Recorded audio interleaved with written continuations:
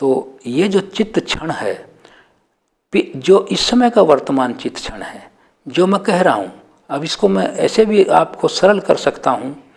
जिससे आपको प्रैक्टिकल रूप में अभी अभी सामने ही दिखाई पड़ जाए। जो मैं बोल रहा हूँ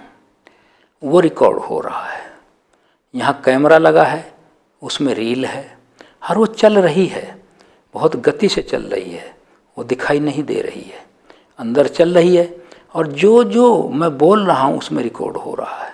और रिकॉर्ड होकर वो आगे जा रहा है। फिर दूसरा शब्द जो है वो पिछला जो कैमरे का जो रील है फिर उसमें रिकॉर्ड हो रहा है। और जब उसको आप देखेंगे, जब ये पूरा तैयार हो जाएगा, कोई कैसेट या डीवीडी या वीडियो, तो ऐसा लगता है कि जैसे इसमें कोई ब्रेक ही नहीं है। तो इसी तरह चित्त का जो काम है, चित्त क्षण, जो वर्तमान का चित्त क्षण है, वो अपना इम्प्रेशन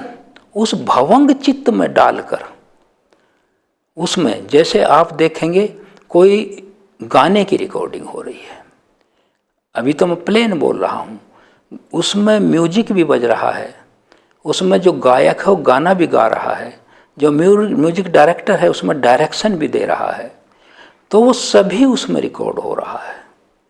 और ऐसा ही नहीं वो खाली वो ऐसी आवाज़ ही रिकॉर्ड हो रही हो, नहीं, उसमें मधुर संगीत का भी पूरा का पूरा जो भी है उसका प्रतिरूप रिकॉर्ड हो रहा है, उसमें कोई अंतर नहीं है। तो वो चित्त क्षण अपना काम करके आगे गुजर जाता है, लेकिन भवंग चित्त में अपना इम्प्रेशन छोड़ जाता है, ताकि भविष्य में बाद में वो क्यों छोड़ जाता है, क्योंकि उस चित्त में जो हमारे कर्मों का हिसाब है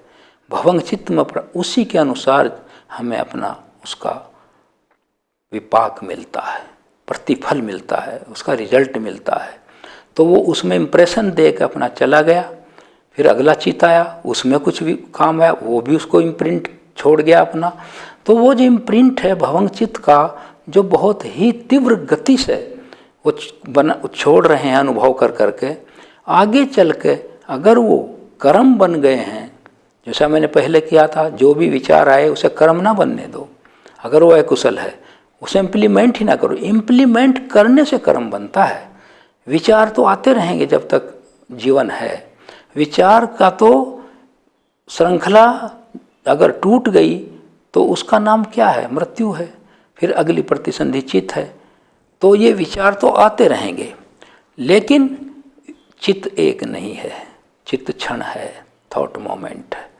तो वो आगे उसको छोड़ के चला गया, फिर अगला चित्त क्षण आया, उसमें वो रिकॉर्ड हो गया, फिर वो भवंग चित्त में स्टोर हो गया, वो पड़ा है। जैसे रील पीछे निकलती जाती है, उसको आप भवंग चित्त समझ लीजिए आप,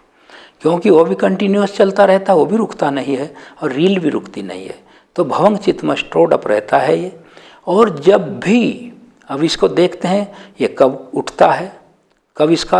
अर्थ सामने आता है, इसका अर्थ सामने आता है तब जब हमारे कर्मों के अनुसार हमारे जो पुण्य कर्म हैं, जो हमारी रक्षा करते हैं, धम्म रक्षति धम्माचारी, धर्म धर्माचारी की हमेशा रक्षा करता है, उसके पुण्य कर्म। आप पुण्य कर्म कैसे रक्षा करते हैं, आपने किसी को खाना दिया,